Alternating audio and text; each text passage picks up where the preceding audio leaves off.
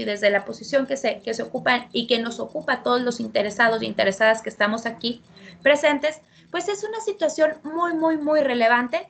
¿Por qué? Porque nos incumbe a la mitad de la población, ¿sí? Entonces, si nosotros estamos en el entendido de que la discriminación, las situaciones de desigualdad que existen entre mujeres y hombres en este momento son, al final de cuentas, una deuda que tenemos y que eso ocasiona la violencia, pues vamos a estar en el mismo canal y como bien lo comentábamos, avanzando y ocupándonos de todas las situaciones. Entonces, a mí me gustaría iniciar esta presentación, pues, con algo muy básico que creo que ya todas y todos conocemos, pero siempre es bueno importante recordarlo.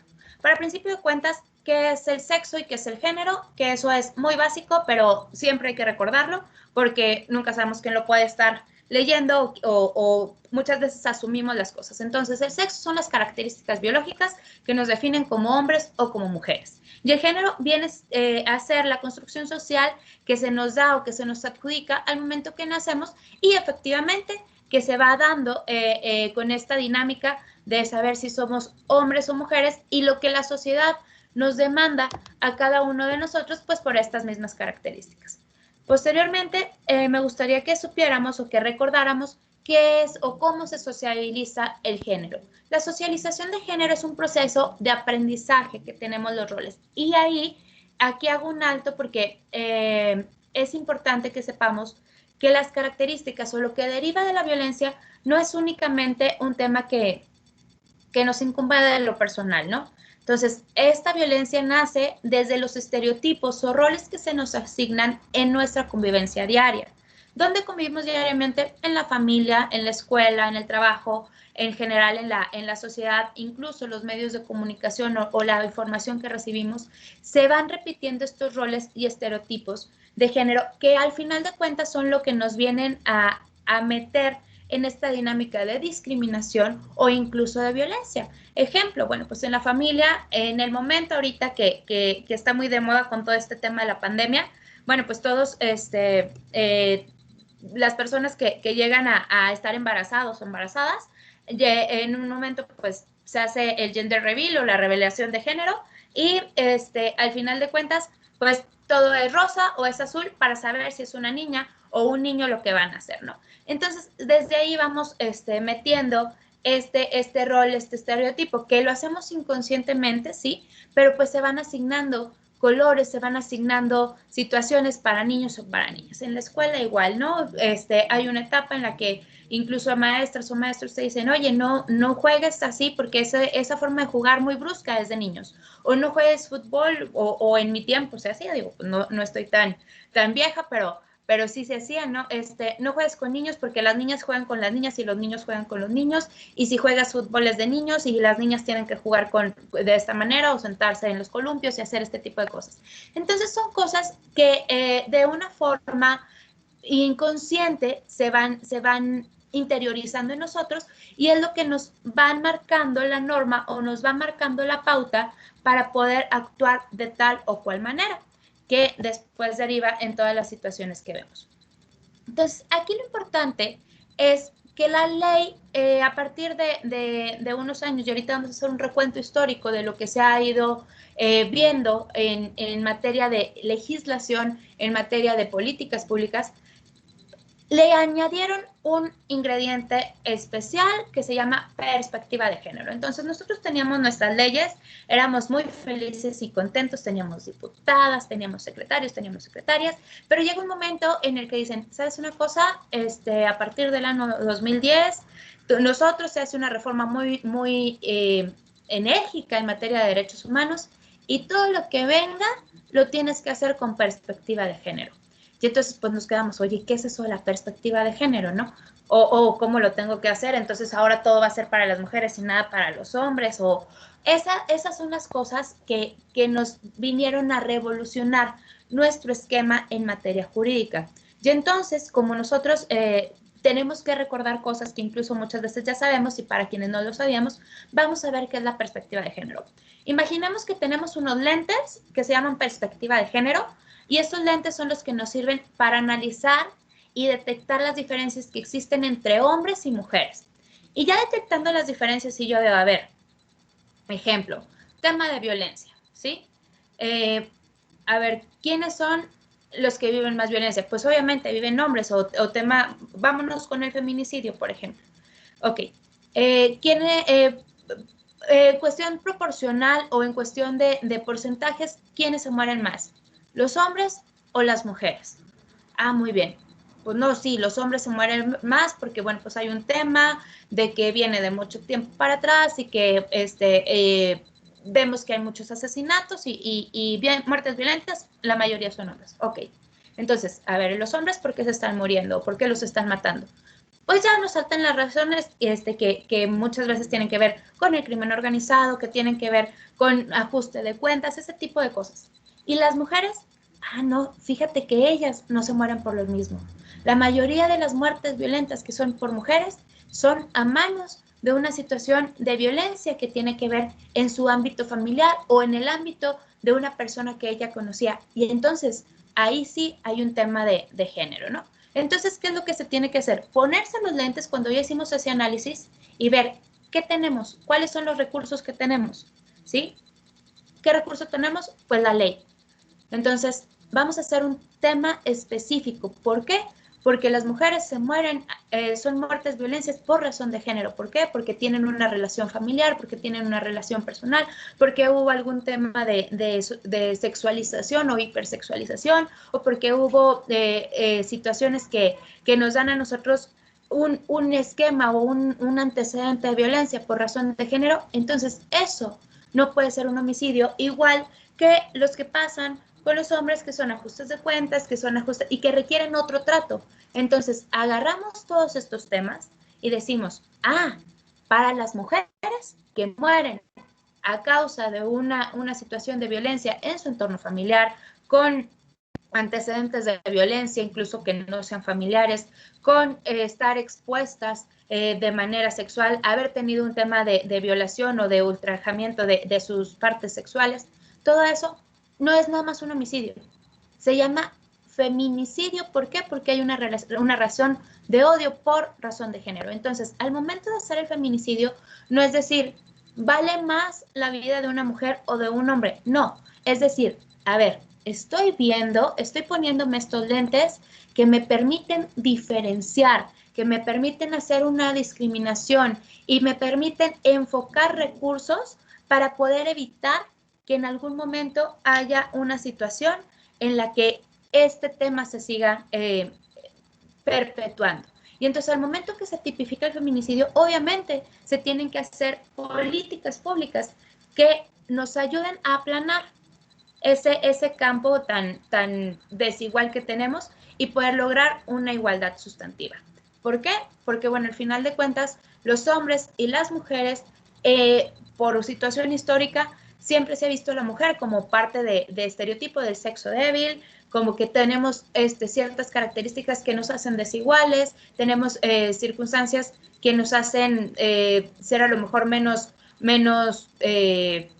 fuertes o menos activas o no tener ciertas posiciones. Y eso no es más que una deuda histórica que tenemos, una cosa que vamos arrastrando de mucho tiempo hasta la actualidad. Entonces, hay que ver que nuestro primer punto para poder checar el tema de la legislación va a ser la perspectiva de género.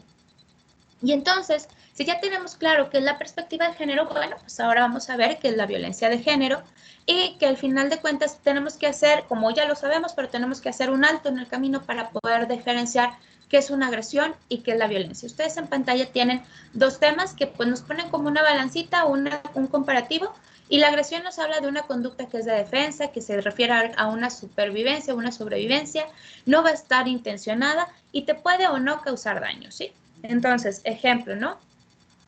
¿Sabes qué? Pues me van a empujar de un lado, entonces yo, como defensa, pues empujo al que me va a empujar, ¿no? Y a lo mejor le ocasiono daño y se cae del séptimo piso accidentalmente, o, o a lo mejor no, pero yo me defendí. Eso es una agresión que sí puede ocasionar o no puede ocasionar daño, pero es una conducta de defensa. Y entonces nos vamos a la violencia. La violencia no es natural. La violencia, al final de cuentas, va a ser una situación que está dirigida, consciente o inconscientemente, ¿eh? Porque podemos tenerla muy introspectada. Pero es una situación que va dirigida, que sí va a ser intencional y que tiene un ingrediente que es muy, muy básico, que es el abuso de poder.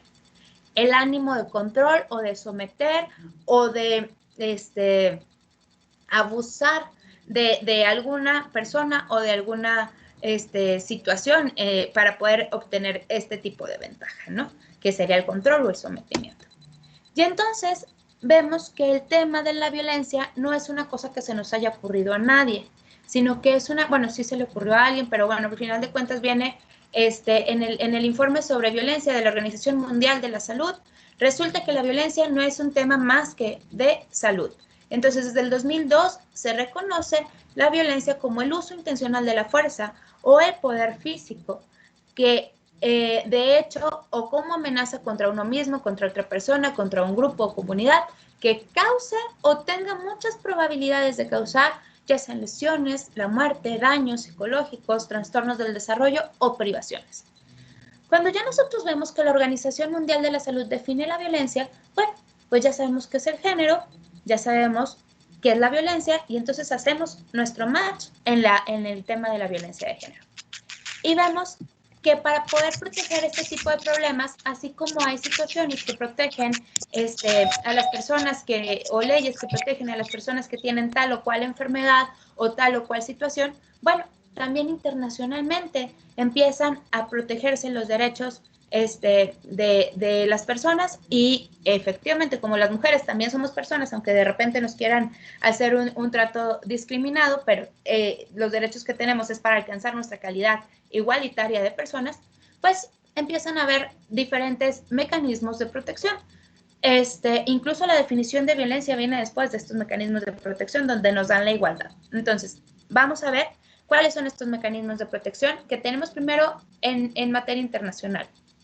La Declaración de Derechos Humanos, la CEDAW, que es la Convención sobre la eliminación de todas las formas de violencia contra la mujer, la Convención Americana de los Derechos Humanos, la Convención Belém do Pará, que es la Convención para prevenir, sancionar y erradicar la violencia contra las mujeres, y los Objetivos de Desarrollo del Milenio, o los conocidos ODM, en el número 3, ¿no? Entonces, nos vamos y dices, bueno, pues la Declaración de Derechos Humanos es de 1948, o sea, fue una de las primeras cartas o uno de los primeros elementos que tenemos para la defensa de la igualdad, y en ese momento no era el tema de las mujeres, no era el tema primordial o no era el foco primordial las mujeres, ni mucho menos el género en lo general. Entonces dicen, a ver, libertad e igualdad, eso viene en el primer artículo de la Declaración Universal de Derechos Humanos. Todas las personas somos iguales, somos personas libres.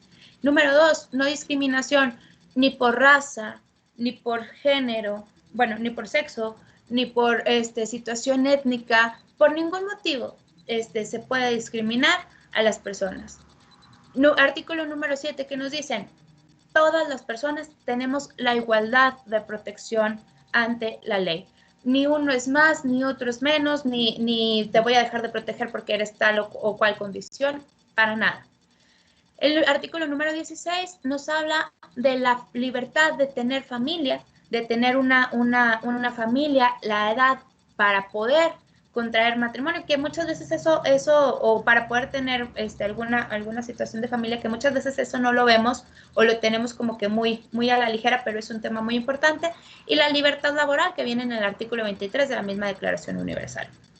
Ya teníamos este piso, pero bueno, decimos, oye, ya cuando está el piso de que todos somos iguales, que somos libres, que se nos tiene que dar o tratar como personas en base a la dignidad y todo eso, dicen, oye, ¿sabes qué?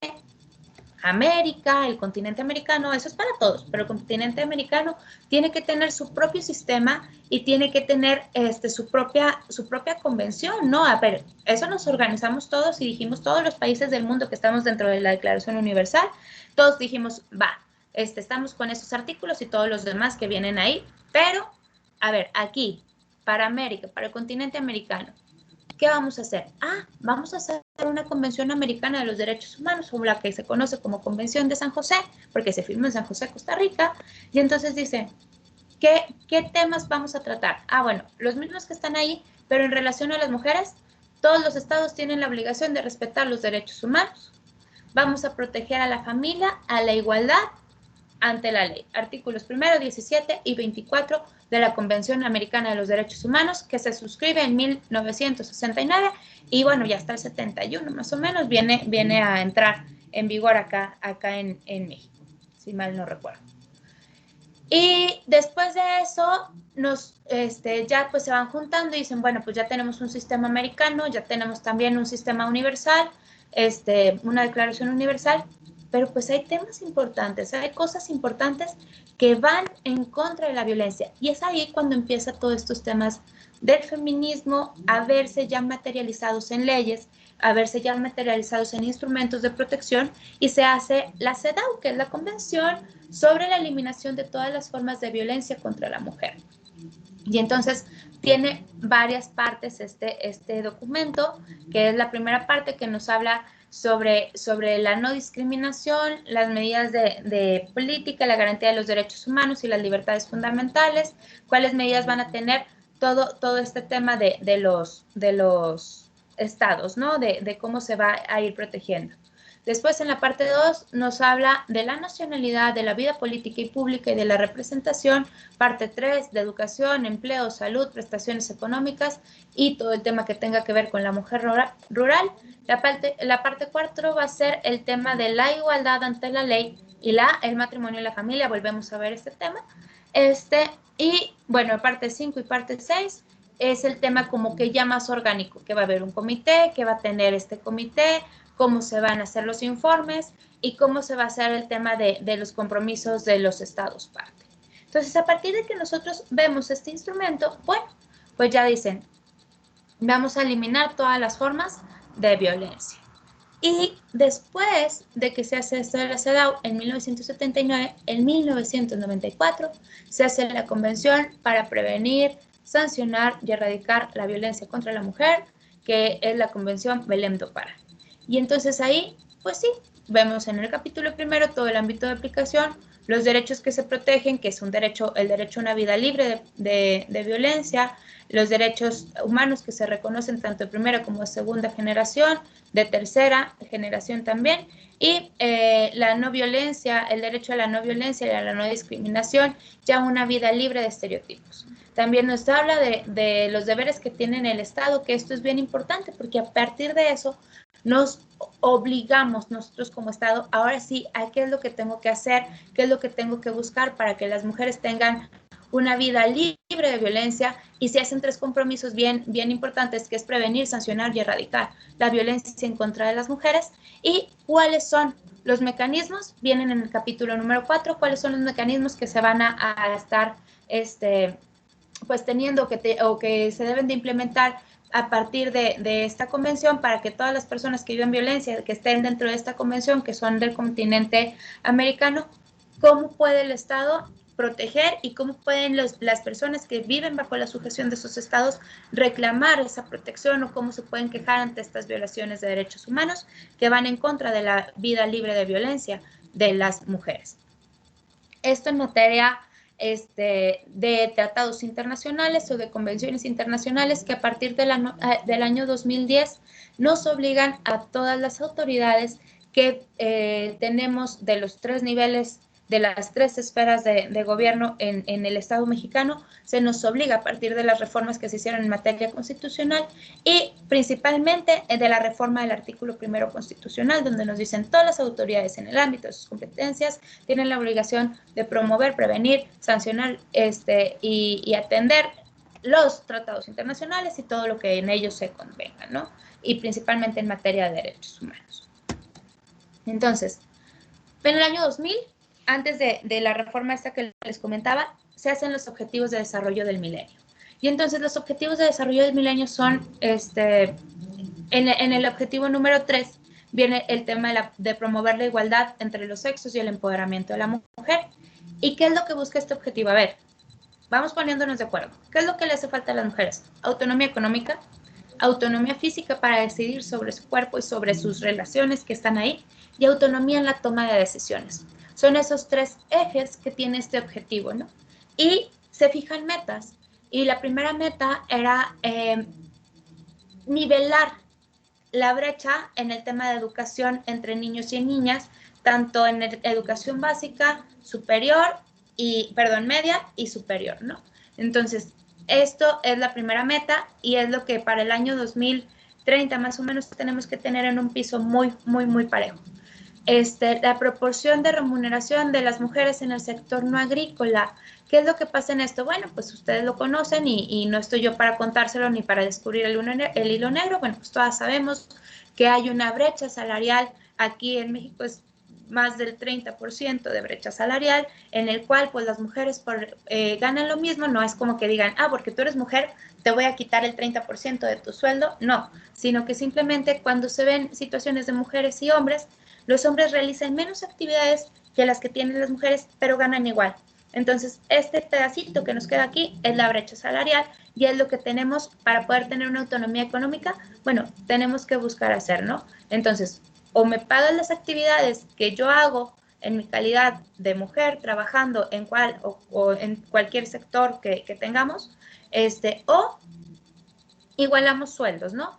Igualamos sueldos e igualamos actividades. Y entonces eso es la deuda histórica que tenemos. Y fíjense, en el ámbito privado es muchísimo más fácil de ver, porque bueno, pues es ya un tema muy personal. A mí me llama la atención que la mayoría de las cámaras empresariales, no les digo que todas, pero la mayoría de las cámaras empresariales tienen presidentes de las cámaras que son hombres, que son quienes se encargan de las relaciones, de buscar los acuerdos y todo, pero quienes dirigen los trabajos, que es el segundo lugar, la segunda a bordo, la mayoría de las ocasiones son mujeres, ¿no? Son directoras. Entonces, ahí está ese tema de proporción y que nos lleve la autonomía en la toma de decisiones.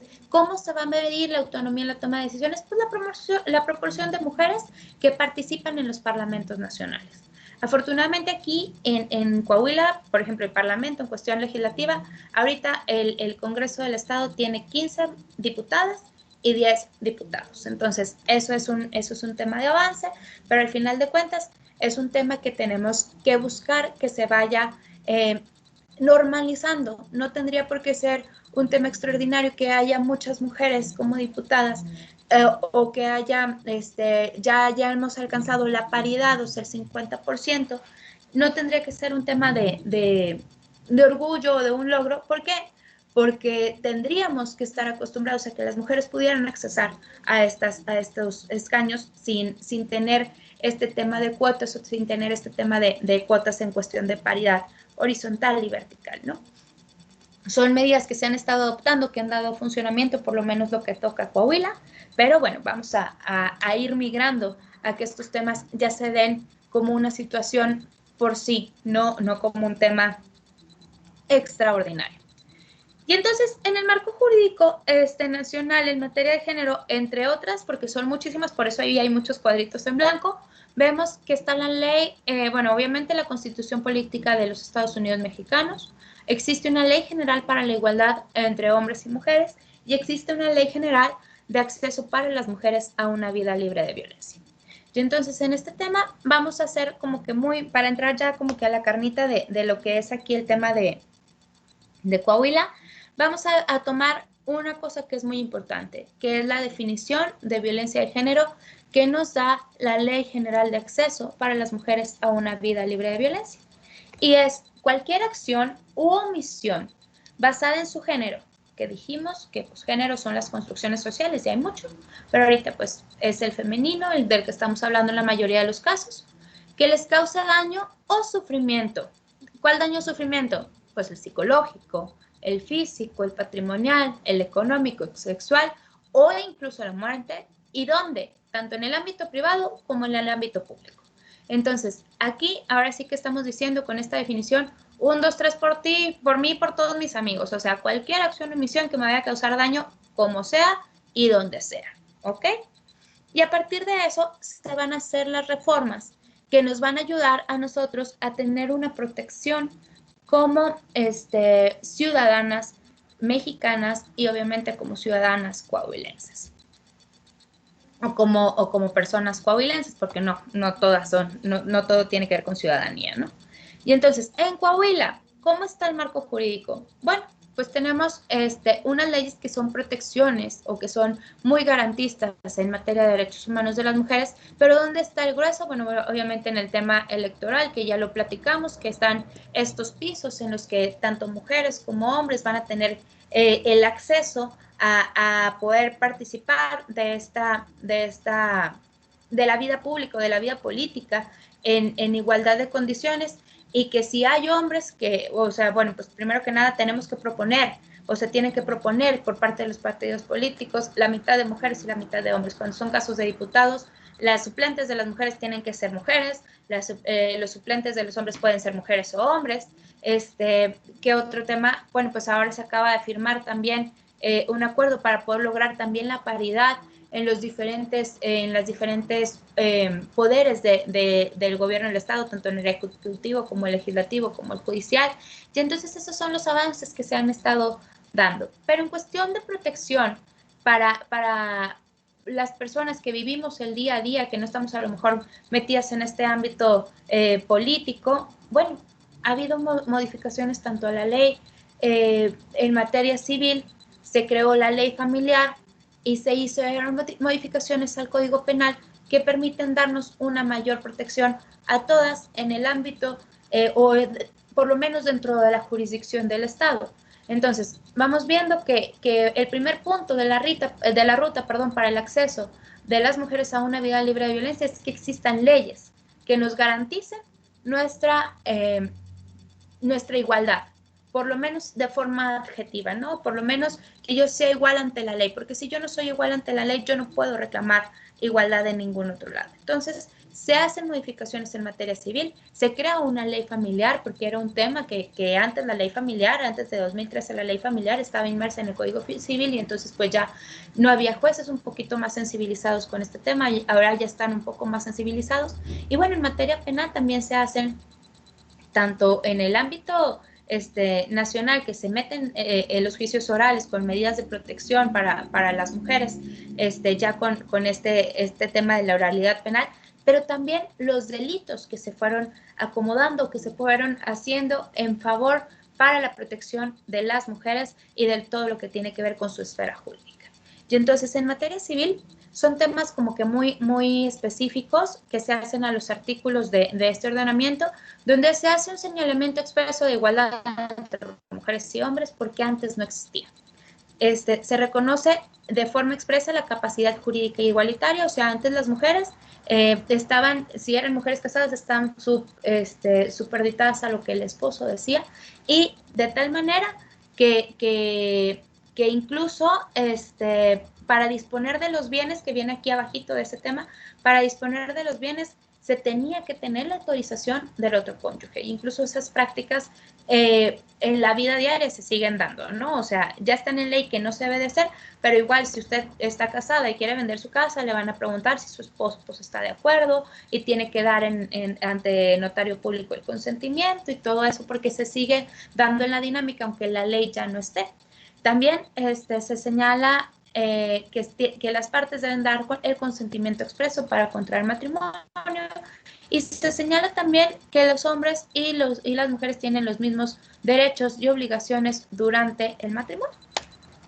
En materia familiar, ahí sí fue como que todo un boom, porque, bueno, ya teníamos nuestro piso en tema familiar, pero se hicieron muchas reformas o se han estado haciendo muchas reformas en la última década para poder garantizar tanto hombres como mujeres la igualdad dentro de su familia. Recordemos que si bien es cierto, la violencia violencia de género está inmersa en todos los ámbitos que ya vimos, tanto en la escuela como en el trabajo, como en la familia, como en los medios de comunicación, donde es más común y donde es más perceptible es en materia familiar, en el ámbito familiar. Yo con mi esposo, yo con mis padres, yo con mis hijos, yo como mujer, como sobrina, como hija, como tía, ese es el ámbito donde se ve en mayor cantidad la violencia. ¿Y cuál es mi relación en la que se ve más? Pues con mi cónyuge, con mi pareja, con mi concubino, con la persona con la que yo me relaciono directamente y que debo relacionarme como par, pero pues no, porque pues hay una situación de desigualdad. Entonces, ¿qué dice la materia familiar? A ver, vamos poniendo el piso parejo. Que yo sé, dicen los legisladores y las legisladoras y las personas que intervinieron en esto, sabemos que para que esto se vaya interiorizando y para que esto se vaya tomando ya como una situación de hecho, como una situación normal, pues va a pasar un tiempo, efectivamente va a pasar un tiempo, pero el piso tiene que estar parejo a medida de las circunstancias. Y entonces se reconoce el derecho de los cónyuges para poder decidir libremente y responsablemente el número de hijos e hijas. Viene esto en la ley. Se da el concepto de indemnización o compensación para el cónyuge o la cónyuge que había estado dedicándose preponderantemente al hogar. Y entonces aquí decíamos, a ver, había parejas que se casaban por separación de bienes. Y entonces, pues la mujer, por tema histórico, es quien se encarga del cuidado del hogar, del cuidado de los hijos. Y entonces, pues ella no trabajaba y al final de cuentas había un divorcio y la mujer pues se quedaba así como que pues yo no tengo nada porque yo no pude trabajar, yo no hice nada, yo no estuve desarrollando mi carrera, incluso a veces ni estudié mi carrera, pero pues mi esposo es muy exitoso y no me va a dar nada porque pues él fue el que lo trabajó, ¿no? Y entonces aquí la ley te dice, a ver, ok, para que esta persona se pudiera desarrollar libremente, para que pudiera tener los bienes que obtuvo, para que pudiera tener la posición, tú como cónyuge, en la mayoría vamos a hablar en este caso cuando son los hombres, porque hay casos que son contrarios, aunque son los menos, pero sí hay contrarios, vamos a hablar de lo general.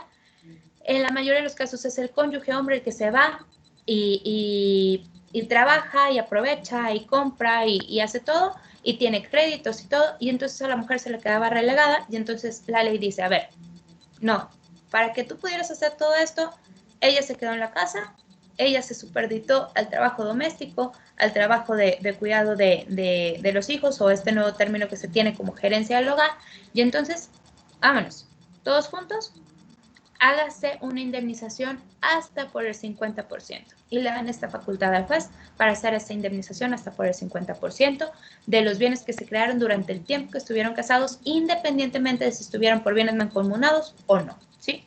Y entonces también nos dice que el cónyuge que esté imposibilitado para trabajar o no tenga los medios va a tener derecho a los alimentos en caso del divorcio. ¿Por qué? Porque pues al final de cuentas, antes pues, me divorciaba y entre los cónyuges no se debían alimentos, ¿no? Ahora señala que sí se tiene. Se elimina la perpetuación de la especie como uno de los fines del matrimonio. ¿Por qué? Bueno, pues porque hay gente que se casa nada más porque quiere casarse y no precisamente porque quiera tener hijos o hijas dentro de su matrimonio. ¿Cuál es otra novedad en este tema de la ley de la familia? Bueno, que se eliminan las causales de divorcio. Estas causales de divorcio antes tenías que acreditar, o si no era de común acuerdo, tenías que acreditar que, por qué te querías divorciar, ¿no? Y entonces, bueno, pues un tema, ¿no? Pues sabes que es que mi esposo es muy tomador, ¿no? Y entonces tenías que acreditar la embriaguez habitual. Y si al final de cuentas el juez decía, no, pues no, no es tomador social, sí se echa sus chupitos, pero nada más de vez en cuando, no se acredita la causal, y entonces ya te aventabas todo el pleito, y después de que te aventabas todo el pleito, pues no estabas divorciado ni divorciada. Y entonces pues era peor, ¿no? Ahora pues lo tenías que volver a intentar, se tardaban unos 2 o 3 años para ver si te lo daban o no te lo daban el divorcio. Esta ley para la familia se hace o propone y fue de avanzada porque se hizo hace casi 10 años, en el que es un divorcio totalmente incausado, simplemente por el hecho de querer divorciarse, pues se divorcian las personas. Ok, entonces por lo tanto ya no va a haber causales de discriminatorias para el tema de divorcio o que sean contrarias a los derechos de las mujeres o de los hombres. Se señalan también que los concubinos y las concubinas pueden tener o promover acciones en caso de violencia familiar. Anteriormente los concubinos pues, no tenían ningún tema de derecho, ¿no? No tenían derechos más que pues los propios que estaban ahí. Ahora con esta ley ya también se les dan la protección en ese tema de derechos. También se expresa libre el tema de la protección o órdenes de protección en el ámbito familiar. En caso de violencia familiar, se contempla la figura de reparación del daño, también en caso de violencia familiar. Algo bien importante que ya lo habíamos comentado, prohíbe el matrimonio de personas menores de 18 años. ¿Por qué prohíbe y por qué esto es importante? Porque al final de cuentas, tanto las mujeres como los hombres adquieren ese tema de poder tener la capacidad para decidir o para obligarse después de esta edad. Antes eran a los 16 y tenías que dar o otorgar el consentimiento, fueran padre o madre, y se tenía que otorgar el consentimiento.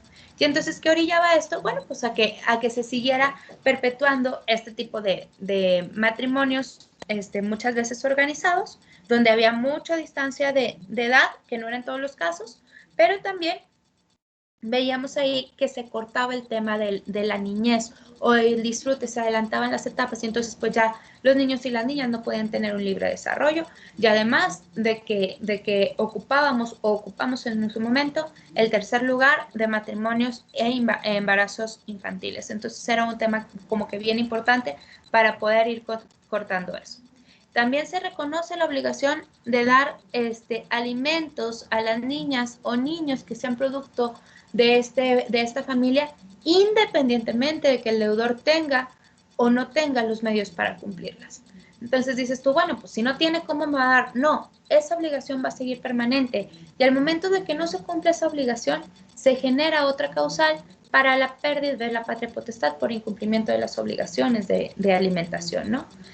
Que es ese tema. La violencia, el omitir dar alimentos es un tema de violencia en contra de los niños y se ve como causa de la pérdida de la patria potestad. Es decir, la persona que incumple con las obligaciones alimentarias, pues no va a tener derechos ya sobre su hijo. Va a tener las obligaciones, pero los derechos ya no los va a tener. Y también se reconoce la igualdad entre padres y madres para el reconocimiento de los hijos e hijas nacidas en una relación distinta al matrimonio, porque antes se decía el hijo legítimo y el hijo ilegítimo. Ahora todos somos hijos, independiente de que hayamos casado, nacido bajo un matrimonio o no, se hayan casado o no los padres. En materia penal, bueno, ustedes ven estos delitos. Los que están en morado fueron los que se hacen hasta el año 2017 en el nuevo código, y los que están aquí son en color azulito como azul verde, son los que se hicieron a partir del año 2017 o después del año 2017, y había delitos que ya estaban, pero se les aumenta la pena, ¿no? Entonces, el feminicidio, ¿cuál es el tema del feminicidio? Ya lo estuvimos hablando. ¿Y por qué es importante para las mujeres que se reconozca? Bueno, porque viene de una situación de odio, de una situación de un homicidio que se da por tema de género. ¿Por qué? Porque fuiste mi esposa y hay una violencia, o porque hubo una violación previa, o porque se expuso el cuerpo desnudo de una mujer. Todas esas cosas son parte del feminicidio. La trata de personas y el genocidio, que tiene mucho que ver con este tema de la prostitución y de lo que en tema de mujeres, en el área de mujeres, de lo que se puede obtener o lo que se puede beneficiar una persona del comercio o de ver a la mujer como una mercancía. Se metió también el tema de incumplimiento de las obligaciones alimentarias como un delito. Se elimina el adulterio, porque antes era una causal de divorcio que tú tuvieras otra relación con otra persona, y entonces eso era algo que era también delito. Y también se incluye el tema de la discriminación de personas, principalmente por razón de género. Vemos que en la legislación pasada, y en eso pues tengo que reconocer tanto el apoyo como de las diferentes colectivas que hay aquí en Coahuila, como de las de nivel nacional, como el de las diputadas y diputados de la anterior legislatura, que se tipifica el ciberacoso, lo que conocemos como Ley Olimpia. Y entonces, ¿qué decían mucho en este tema del ciberacoso? Bueno, pues primero que nada, llegaban las mujeres, ¿sabes qué? Yo en confianza le compartí a mi pareja fotografías íntimas, y ahorita están, ya no quiero estar con mi pareja, y ahorita o me amenaza o ya las empezó a circular, ¿no? Y entonces se vuelve una situación en la que no tenías, que era lo que les decía, que era lo importante de la perspectiva de género. y de la igualdad adjetiva que estén en los códigos y en las leyes. Si yo quería ejercer una acción, no había forma de que me dijeran, no, sí, es violencia, porque llegaba así, ok, ¿y te pegó? No. ¿Te dijo que eras esto? No, no, no, o sea, solamente compartió mis fotos. Ay, híjole, pues es que no encuadra dentro del delito, ¿no? Y entonces por eso, por lo que se hace el tema del ciberacoso, el tema de la suplantación de la identidad, porque también era mucho de que subían una foto y decían, ven y búscame, estoy en tal o cual lugar, o este es mi celular, y cobro tanto la hora. Y entonces eso también se vuelve un delito y se hacen estas reformas a partir del año 2019. La privación de la libertad con fines sexuales también se le suma un año tanto a su pena máxima como a su pena mínima.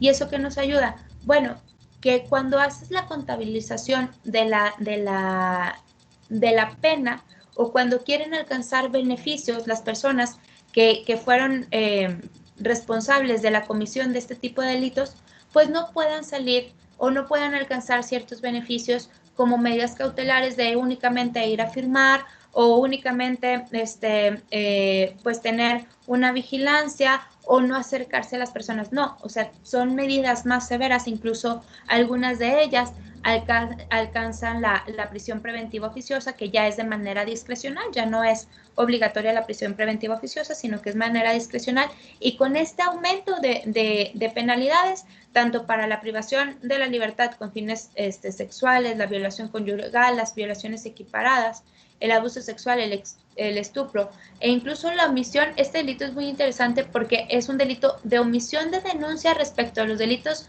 sexuales en contra de menores. Entonces, por ejemplo, si yo soy mayor de edad y sé que a una persona que está dentro de mi familia ya es menor de edad, está siendo abusada sexualmente, ha sido violada sexualmente, y yo o su tutor o su tutora legal o su padre o su madre no lo denunciaron, eso también es un delito. Y finalmente, bueno, a estos delitos se les aumenta la pena. Y finalmente, en violencia familiar se hace un avance. ¿Por qué? Porque al final de cuentas venía aquí un candadito que habían puesto en el que la violencia familiar era para parejas de hecho que tuvieran 6 meses, ¿no? Pero entonces, si tú te ibas a vivir con tu novio y tenías un mes de noviazgo y te golpeaba, pues no entraba como violencia familiar. A lo mejor podía ser lesiones, ¿no? Pero como violencia familiar no entraba porque pues no había esos 6 meses de duración. Entonces se elimina este tema en la situación de violencia familiar. Y eso es más o menos lo que se hizo o lo que se ha hecho, o son las leyes que tenemos para poder defendernos en el tema ahora sí, de lo que existe en Coahuila para la protección de los derechos de las mujeres. Y entonces, como decíamos, primer punto, que existan las leyes. Y segundo punto, que existan las instituciones que nos permitan a nosotros acceder a esas leyes, que nos permitan a nosotros poder exigir y reclamar nuestros derechos. Y entonces, en el ámbito estatal, vemos que si yo, por ejemplo, tengo o soy víctima de un delito de los que ya comenté hace un momento, o de los que pudieran generarse, o de los que están en el mismo código, ¿a dónde tengo que acudir? Bueno, yo tengo que acudir a la Fiscalía General del Estado o a las delegaciones que tienen en cada una de las regiones aquí en el Estado, pues para poder interponer nuestra denuncia. Hay ciertos delitos que se ven de manera especializada en el Centro de Justicia y Empoderamiento para las Mujeres. También tenemos leyes que no las tenemos que ejercer, sino que son parte de una política pública. ¿Y quién tiene esta responsabilidad de llevar a cabo las políticas públicas en materia de género? El Instituto Coahuilense de las Mujeres.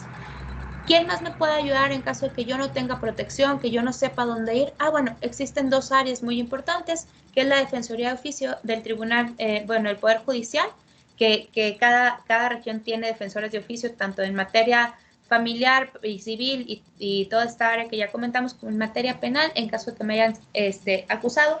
Pero en caso de que yo sea víctima, bueno, tengo que ir a la Comisión Ejecutiva de Atención a Víctimas, tanto estatal como nacional. Y posteriormente vemos que en los municipios, a lo mejor donde yo vivo, no existen ninguna de estas figuras. Bueno, en los municipios por ley también existen instancias municipales o unidades municipales para atender el tema de género, e incluso en ciertas policías hay unidades de género. Y ya si de plano no hay nada, busquemos a la sociedad civil. La sociedad civil, existen refugios que son para casos extremos de violencia, principalmente violencia familiar, pero también tienen asesorías que son las que se dan en materia de violencia de género en cualquier ámbito. Existen los colectivos, aquí hago la distinción del colectivo de madres poderosas, que son las madres de las víctimas de feminicidios, pero también existen muchas colectivas, tanto en las diferentes regiones. Aquí en la región sureste hay muchas colectivas, en la región Laguna hay colectivas, en el norte hay colectivas, que son mujeres que protegen a las mujeres desde la sociedad civil. Y entonces, estas son las instituciones que nos van a ayudar a defender, que nos van a ayudar a manifestar y las que nos van a ayudar a exigir y a hacer propios los derechos que la misma ley nos confiere. Y entonces, aquí lo que a mí me gustaría saber es qué está pendiente, ¿sí? Pero eso no es un tema que yo pueda decir, sino que a mí me gustaría que abriéramos esta etapa en la que todos y todas, con el ámbito, desde el ámbito de nuestras competencias y desde la situación que estamos nosotras y nosotros viviendo, pues podamos decir cuáles son las deudas o qué es lo que nuestro Estado nos tiene pendiente y poder hacer esta línea jurídica para poder garantizar que todas y todos podamos tener una igualdad sustantiva aquí en Coahuila. Esa pregunta pues se las dejaría pendiente a todas ustedes y les agradezco mucho su atención y su amabilidad para poder participar de esta conferencia. Muchísimas gracias. Muchas gracias, doctora Natalia. Si alguien gusta hacer alguna pregunta, adelante, lo pueden hacer levantando la mano, lo pueden hacer mediante el chat, lo pueden hacer también mediante Facebook, que estamos transmitiendo la conferencia en nuestro canal, en nuestro perfil de Facebook. Entonces, no sé si alguien guste hacer alguna pregunta a la doctora Natalia. Gerardo tiene la mano levantada. A ver si, adelante. Sí, ¿qué tal? Muy interesante, creo que muy ilustrativa y muy al punto de una de las cosas que es más críticas ahorita, ¿no? Para todos y de una manera individual y colectiva, que creo que eso es lo más interesante. Yo nomás haría una pregunta.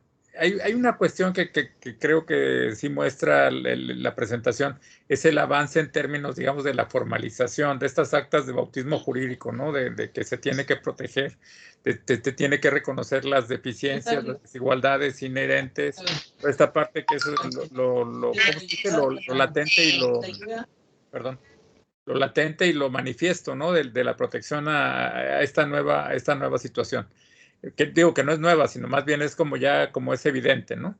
Aún así tenemos muchas cosas. Entonces mi pregunta sería, ¿cuál podría ser el impacto o cuál debería ser qué tanto tenemos que pensar que esto es una transición que tiene que ver con la educación, con todo un proceso que no solo es de decir, oye, pues es que tenle miedo a la ley, por decirlo así, en esos términos, y porque te puede pasar esto, ¿no? ¿Sí? O ya no existen ciertas condiciones, como lo que decía la doctora, a propósito de decir, ¿sabes qué? Ya no hay causal de divorcio por el adulterio, ya no, o sea, es decir, ya, digamos que ya no hay esa amenaza de la ley, sino es más bien introspéctalo, inícialo y demuéstralo. ¿Cuál sería ese perfil psicológico? Es difícil, obviamente, pero ¿cuál podría ser esta percepción psicológica de cómo hacerlo? Gracias por la conferencia. Muchas gracias, Gerardo. Bueno, aquí el tema es muy complejo porque no es nada más esta área de la parte psicológica, sino que es todo un sistema, ¿no? Y entonces, al momento de que es todo un sistema, nosotras y nosotros tenemos una obligación y es ahora sí que ir cambiando el chip. Y entonces, si no logramos cambiar el chip, pues no se va, o sea, ni psicológica, ni en ninguno de los lugares se va a acomodar. Y te doy un dato que a mí, la verdad, me lo dieron hace como unos 5 años, que era un tema por lo que comenté de las brechas salariales, ¿sí? recordemos que muchas de las cosas que se hacen ahorita y que se están legislando y que se implementan como políticas públicas son acciones afirmativas y muchas veces traen discriminación, por supuesto, pero se supone que son temporales para poder lograr esto que tú mencionas, que ya no haya esa variación, ¿no? Bueno, en materia de brecha salarial, en su momento la directora de ONU Mujeres me comentó hace 5 años, vamos a tardar 70 años, o sea, ya nos faltan 65, vamos a tardar 70 años en poder igualar este techo. ¿Por qué? Porque al final de cuentas, nosotros las mujeres vamos a estar pugnando por nuestros derechos, pero ante toda pugna, ante todo cambio, siempre va a haber una resistencia, aunque sea sutil, aunque haya personas que tengan la voluntad de sí hacer las cosas, siempre va a haber personas que tengan la voluntad de que no se hagan o de que se hagan por encimita. Y entonces es por eso por lo que se requiere la reeducación, se requiere que estemos avanzando todas y todos desde un plano de igualdad, desde un plano donde realmente estemos nosotras y nosotros en una oportunidad en la que sí podamos acceder. Ejemplo, nuevamente, ¿no? En materia política, que es donde se está viendo más el tema de la igualdad, porque ya es un tema constitucional, ya ahí sí ya no hay saque, ¿no? Y entonces, llegan y dicen, bueno, pues oye, en Coahuila, pues ya se la bañaron, ¿no? Ya es muchísimo la igualdad que hay en el Congreso. Son 15 mujeres. Son comentarios que me hicieron ahora que trabajamos acá desde el Congreso, son comentarios que me hacen de, oye, pues ya, son muchos los que están. Y entonces, son más mujeres, pero nos vamos para atrás y o sea, salvo 2 congresos atrás, 2 legislaturas atrás, la mayoría abismal era de hombres. Y entonces, esos son los temas que tenemos que ir normalizando, como tú dices. Anteriormente, ahorita ya no hay causales. Y ahorita ya se nos hace lo más fácil ir a decir, oye, pues me quiero divorciar. ¿Y por qué? Pues por lo que sea, ya simplemente ya no me quiero, no me gusta que me diga que no le gusta lo que hago, o ya no le quiero hacer de desayunar, y ahora sí ya quiero empoderarme, como muchas veces decimos que es un tema muy importante y no se trata como de rebelarse, sino de tener la autonomía y tomar las decisiones cada quien. Y entonces, ya, no hay causales y eso es algo a lo que nos estamos acostumbrando. Y entonces, ¿qué nos va a tomar? Nos va a tomar mucho tiempo. Se estima que sea cerca de 70 años donde pasen ya 2 generaciones para poder tener este plano de igualdad. No sé si respondí ahí la pregunta o me fui para el otro lado. Perfecto. Gracias. Gracias, Gerardo. Muchas gracias. ¿Alguna otra pregunta?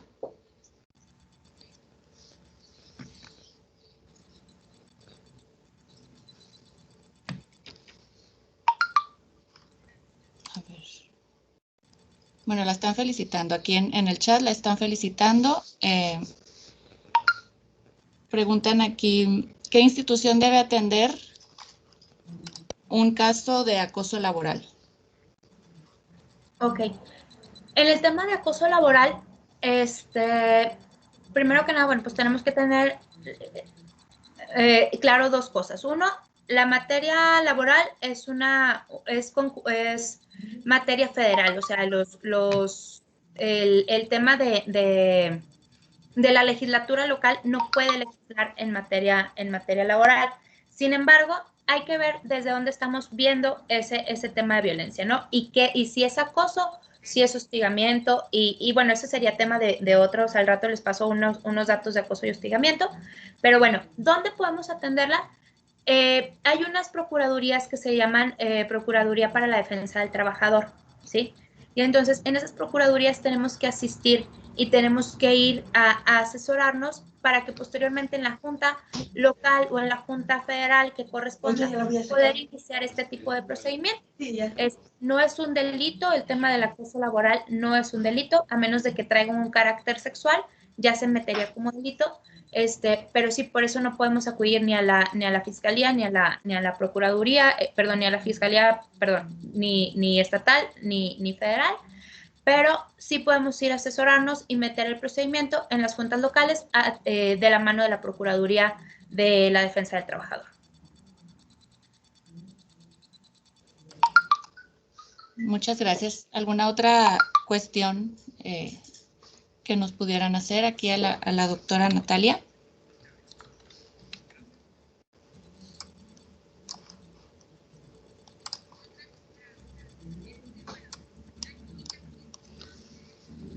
Creo que no, ya no, ¿verdad? A ver.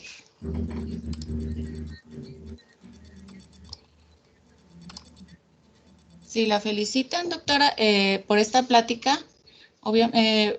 Muy interesante para todos y todas los que estamos presentes, que es muy clara, muy interesante su exposición. Menciona a Marta Alicia, Lilibet, Elizabeth, Ana Gabriela, pues en sí de todos y todas las presentes aquí a esta plática. Gracias por traer a la comunidad universitaria, menciona aquí Lilibet, y pues la felicitan. Entonces agradecemos mucho su presencia. En nombre de la Coordinación de Igualdad de Género de la Universidad Autónoma de Coahuila, agradecemos tanto a usted, doctora Natalia, como a... mira, aquí viene una pregunta, perdón. Dice, ¿se brinda la información jurídica y derechos humanos y en la cuestión emocional? No le entendí muy bien a la pregunta, María Alejandra, perdón. Se brinda la información jurídica y derechos humanos y en la cuestión emocional. Ok. Ya. Mira, en cuestión de violencia de género, la cuestión emocional, evidentemente, y esto lo tenemos que abordar porque volvemos a que la violencia es un problema de salud, ¿no? Y un problema de salud se tiene que atender desde distintas áreas, ¿sí? Entonces, aquí el tema es que hay una situación bien importante, que si una persona va y pone una denuncia y le dan una orden de protección, pero no tiene esto, como mencionas, esta capacidad o esta herramienta para poder ser resiliente de su situación de violencia, pues evidentemente vamos a regresar a esto que muchas veces nos mencionan que es el círculo de la violencia y esto es un tema que a mí me da mucha impotencia, en lo personal lo confieso, porque yo cuando estuve, lo comentamos de directora y aparte en otros colectivos defendiendo las causas de las mujeres, el primer comentario que me hacían es, oye, pero ¿para qué las ayudas? Si al rato ellas mismas son las que sacan al viejo. O sea, si las golpean y todo, y ellas mismas son las que lo van a defender. Y entonces a mí me da mucho coraje porque era un tema que pues no nos estamos entendiendo, ¿no? A ver, este tema de la situación de la resiliencia, del superar psicológicamente todas las etapas de tu círculo de la violencia, porque recordemos que la violencia, pues si uno sabe que el esposo, que el novio, que el marido, que quien sea, es una persona violenta, pues ni te metes, porque nadie somos tontos, ¿no? Sino se llama el síndrome de la rana hervida. ¿Por qué? Porque al final de cuentas estamos en una situación en la que la violencia es una espiral, ¿no? Entonces empieza y pues todos son, y voy a hablar otra vez nuevamente con el tema poniendo a la mujer como víctima, pero sabemos que es un problema de salud y puede ser para las dos vías, pero en el tema de mujeres que sean víctimas, llegamos y vamos a estar con una persona y esta persona va a ser la que nos va a dar a nosotros pues esta seguridad, nos va a querer, nos va a ayudar, nos va a hacer todo como si fuéramos las mejores personas del mundo y ellos también, ¿no? Y entonces en ese momento empieza a irse dando cambios, pero los cambios son graduales en la mayoría de los casos. Los cambios son de un momento, empiezan a decir, oye, pues no, estamos hablando de, ok, ahí voy. Estamos hablando de violencia entre pareja, por ejemplo, y empiezan, es que no te juntas con esta persona, es que ya no me gusta que vayas a esto, ya no me gusta que te vistas así. Y vamos poco a poco, o ¿por qué le hablas a este? Y entonces, incluso los roles y los estereotipos nos dicen, no, pues es que te quiere mucho, ¿no? Porque hasta te cela. Cosas que no, que nada más son una situación de violencia y que nos van queriendo controlar. Y entonces, cuando ya estás tú ahí adentro, primero que nada, pues ya estás desvalorizada en la mayoría de los casos, ¿no? Porque te quitan tu autoestima, ¿no? De que, ay, oye, pues es que te hago el favor, ¿no? Porque hasta fea estás. Te van quitando la autoestima, te quitan tu red de apoyo, te quitan a tus amistades, te quitan a tu familia. Ya no puedes decirle incluso nada ni a la gente que te apoyaba porque pues te dicen, es que siempre lo justificas, siempre haces eso, pero es un problema que va dentro del círculo de la violencia, que todo es gradual.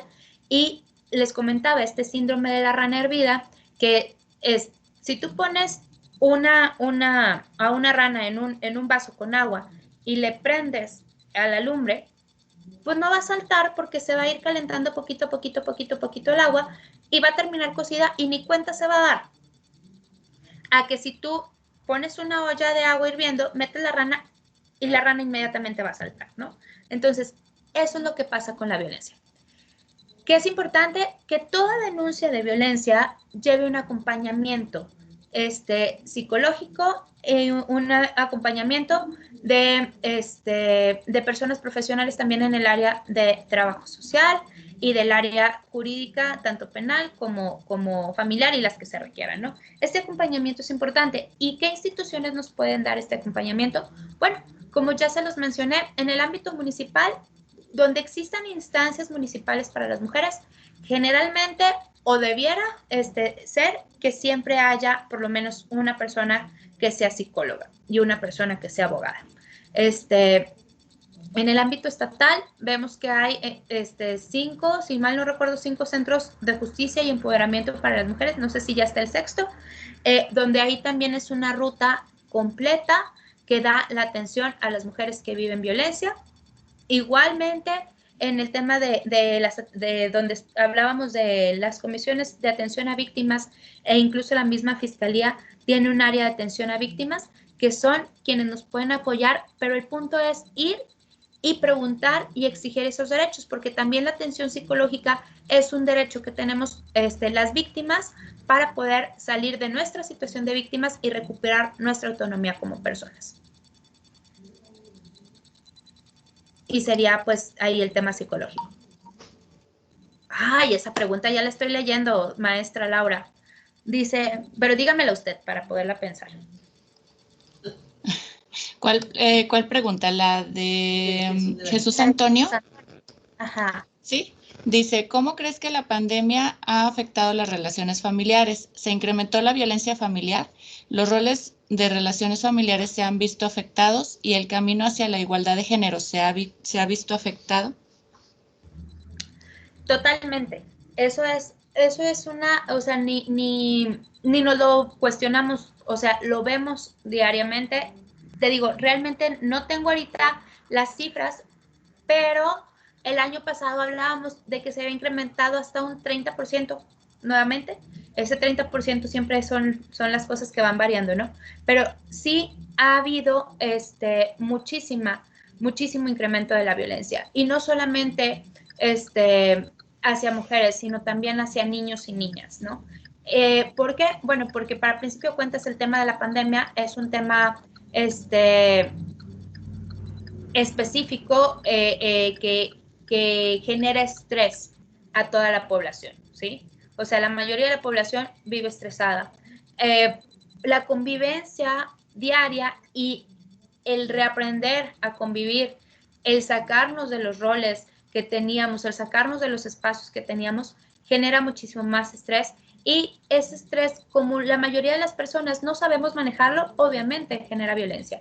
¿Qué es lo que nos ha generado? Bueno, pues evidentemente una situación de carga, de desigualdad. ¿Por qué? Bueno, porque yo veo que en la mayoría de los casos quien hace home office o quienes están haciendo home office y además limpiando la casa y además atendiendo a los hijos y a las hijas y además atendiendo las reuniones que tienen en el trabajo y aparte, bueno, buscando cómo entretener a las personas que están ahí, pues son las madres de familia, ¿no? Y entonces todo mi reconocimiento para las madres de familia por esta circunstancia que definitivamente se ha afectado y que sí hay un retroceso en los avances que teníamos en materia de igualdad.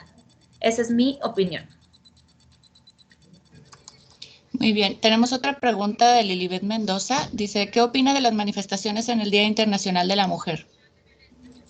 Totalmente válidas y entendibles y respaldadas. creo que las manifestaciones que hemos venido haciendo las mujeres que en algún momento nos hemos manifestado, porque yo les comento, yo soy o participé dentro de sociedad civil en diferentes colectivos, en diferentes espacios, muchos de ellos de protección o de defensa de los derechos de las mujeres. Lo hemos hecho de manera gradual. En un principio pues eran las manifestaciones, tratar de buscar espacios, de abrir espacios, no se nos abrían los espacios, empezamos a hacer marchas, se nos abrieron poquitos espacios, fuimos haciendo, pero no había un cambio real. Y entonces, empiezan las manifestaciones, empiezan a hacer cosas de, pues, tomar espacios.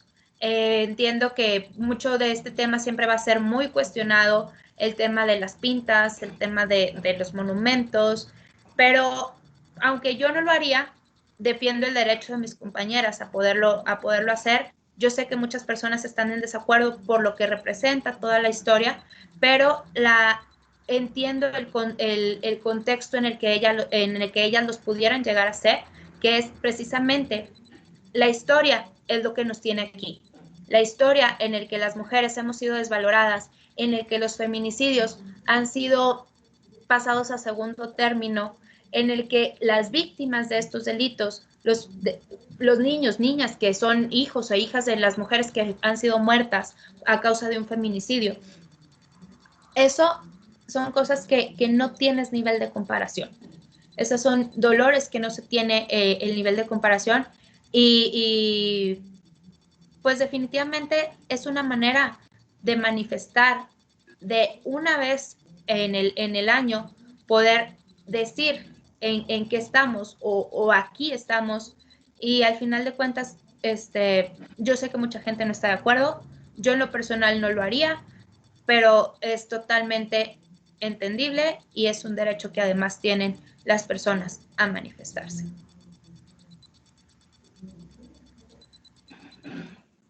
Gracias, Lilibet. Muchas gracias. ¿Alguna otra pregunta?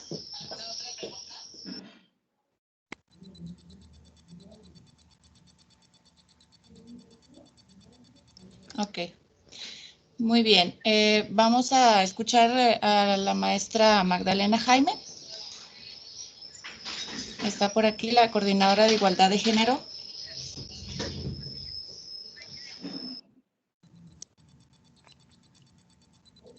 Hola, Natalia, pues yo quiero agradecerte, la verdad, necesitábamos una plática sobre esto, una conferencia sobre esto.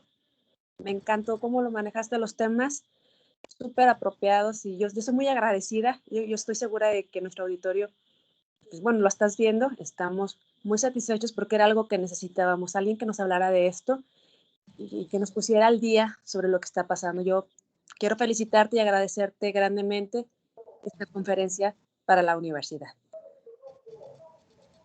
Al contrario, maestra, muy agradecida. Pues un gusto conocerte y espero que o sea, sí, que te podamos seguir invitando, porque va a ser...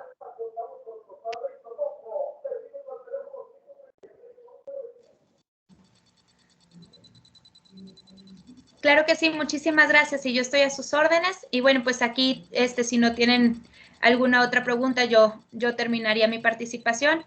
Y como siempre a sus órdenes, los datos de mi contacto, si no hay inconveniente, se los puedo dejar aquí con ustedes para Claro. cualquier situación, con mucho gusto. Y estoy a sus órdenes desde la Dirección Jurídica del Congreso del Estado. Pues muchas gracias, un honor. Y pues gracias a todos, muy bonita tarde y excelente fin de semana. Hasta luego. Hasta luego. Hasta luego, gracias.